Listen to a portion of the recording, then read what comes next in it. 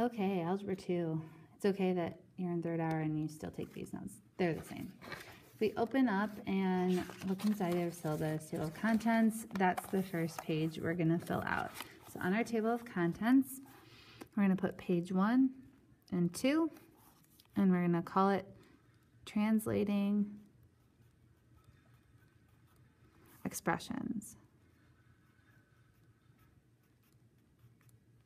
which we talked about a little bit when we were working on that matching activity. We were taking math sentences and turning them into like actual sentences.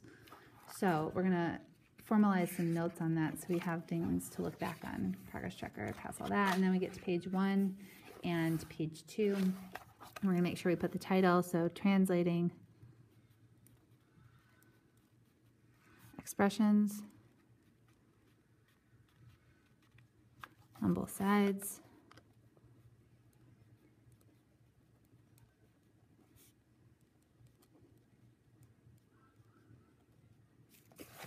Okay.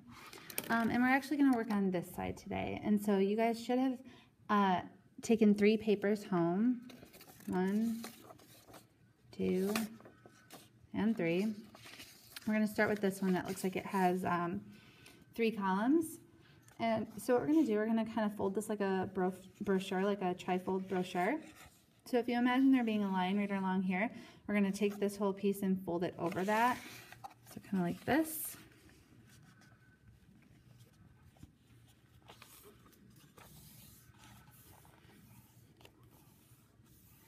And then you can kind of even see through the paper, but there's this line in between the 2 boxes, and I'm going to fold it back onto itself. So what this is really just a list compiled of a lot of mathy words that go with their math operator.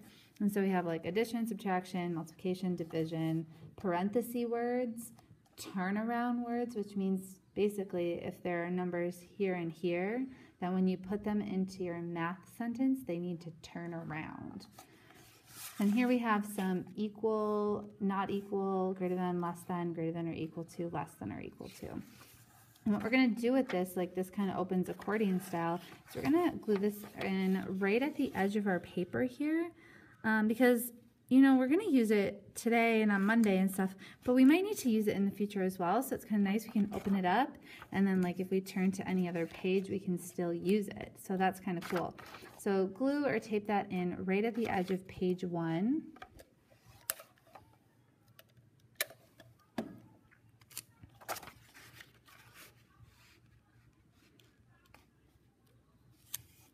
Just like that.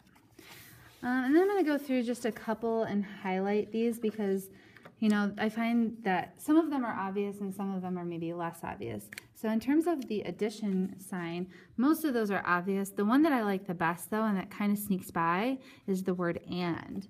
Sometimes if there's nothing else going on in a sentence, but there is the word and there, it means addition. Looking through subtraction, one of my favorite subtraction words is difference of. That's a really good one. In terms of multiplication, most are pretty obvious. The one that I find to be kind of sneaky is of. Of is a really good multiply word. However, product and quotient, I find a lot of people tend to confuse. Product is multiplication, quotient is division. And so speaking of division, a really good and sometimes sneaky division word is per. The parentheses words, I think, are fairly obvious. Quantity, we actually talked about another one in class, I'm pretty sure.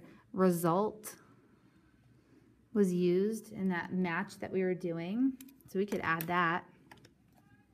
And then, like I said earlier, turnaround words means the numbers in front and behind these words need to turn around when you write them down in your expression. And one that happens a ton is like less than. For subtraction. Like less than means subtraction, but if it's 4 less than 7, that means 7 minus 4. So we need to turn those numbers around. On the next little thing we have here, equals and not equals, I think a lot of these are pretty obvious, so I'm not going to go through those. Okay, So we're going to set that aside, and we're going to use it when we get to this translating expression stuff. However, first I want to talk about parts of an expression, like more mathy expressions. So to fold this crazy thing that's all upside down and weird, you're going to actually fold it hot dog style. So hopefully you remember hot dog style. These are called poof books because they're going to turn into a book just like poof. So we got hot dog style, and then we're going to take this and fold it hamburger style, so right in the middle all the way up. Then we have these two halves, and so we're going to take the top and we're going to take this part and fold it back on itself. So,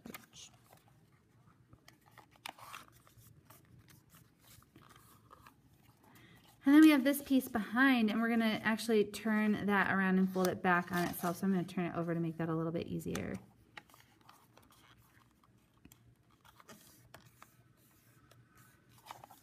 Okay, so now I have this weird kind of thing. And we're actually going to open it up and unfold the whole thing.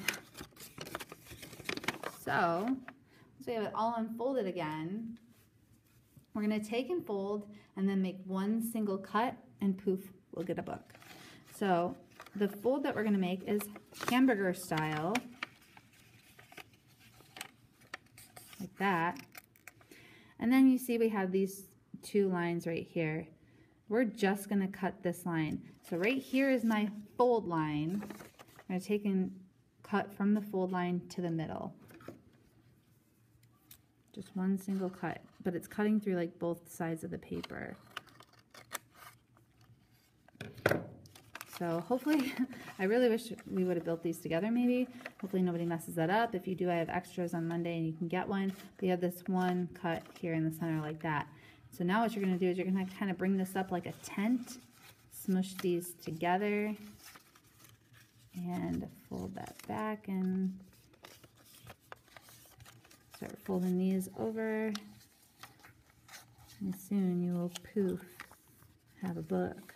Look at that, parts of an expression book. How cool. So I'm going to tape that right there, or glue that right there.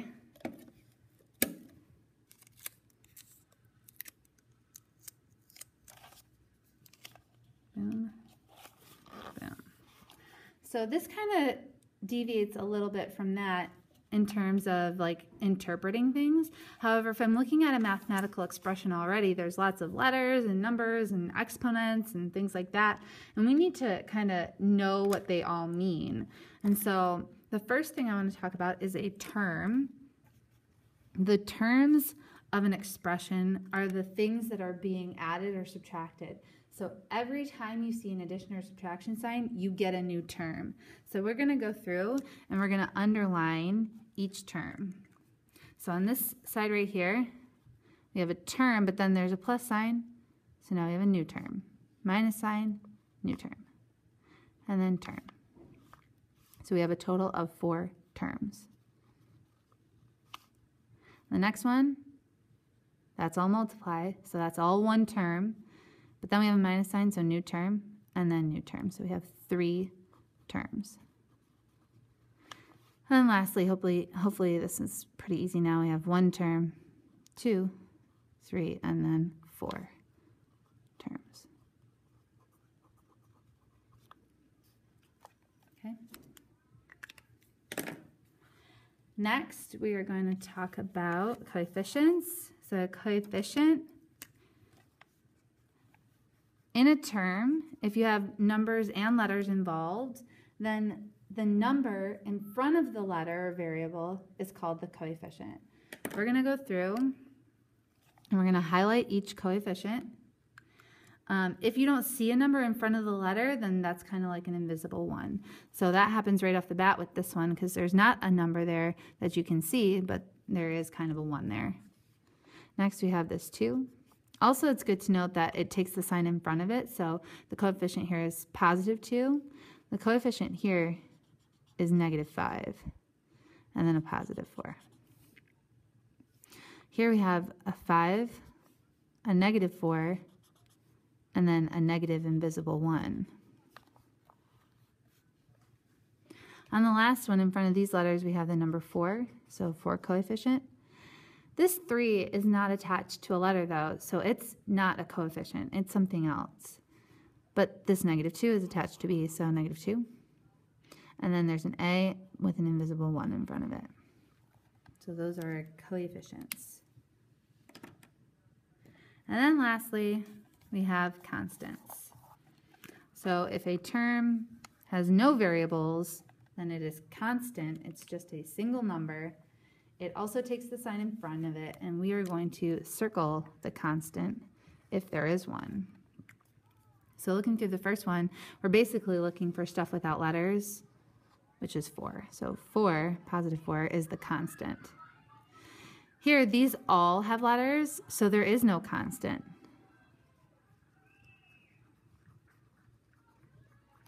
And then here, 3, positive 3, is our constant.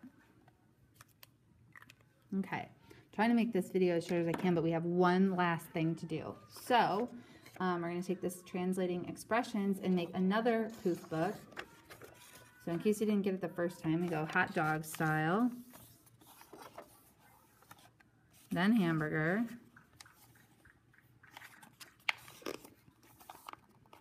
then we fold back and fold back. Hopefully you're getting better at this already. I know I am. Then we unfold the whole thing to fold it in half hamburger style so that we can make just one cut at the fold halfway, and then take apart, smush together, and poof, it's a book.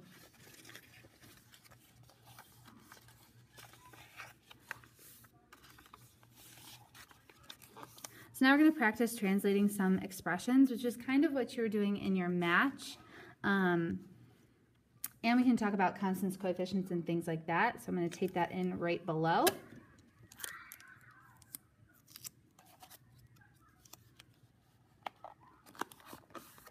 I'm going to do a few examples with you, but I think I'm going to leave a couple for you to try on your own, and then we can check together on Monday. So we're going to follow these directions, though. First of all, we're going to circle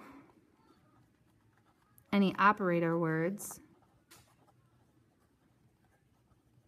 which means like add, subtract, multiply, and divide. And then second, we're going to box in any equal or inequality words.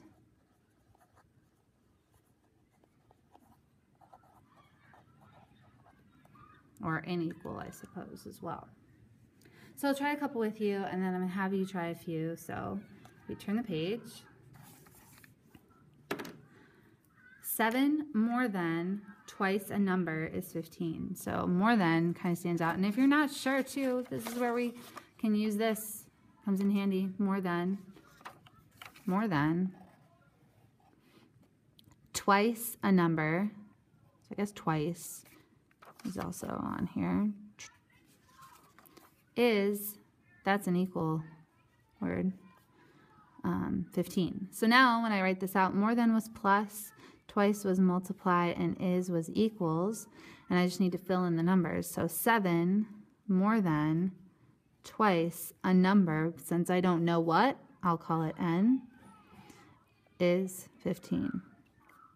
And so we have a constant, we have a term, actually 2 terms, and then a coefficient of 2.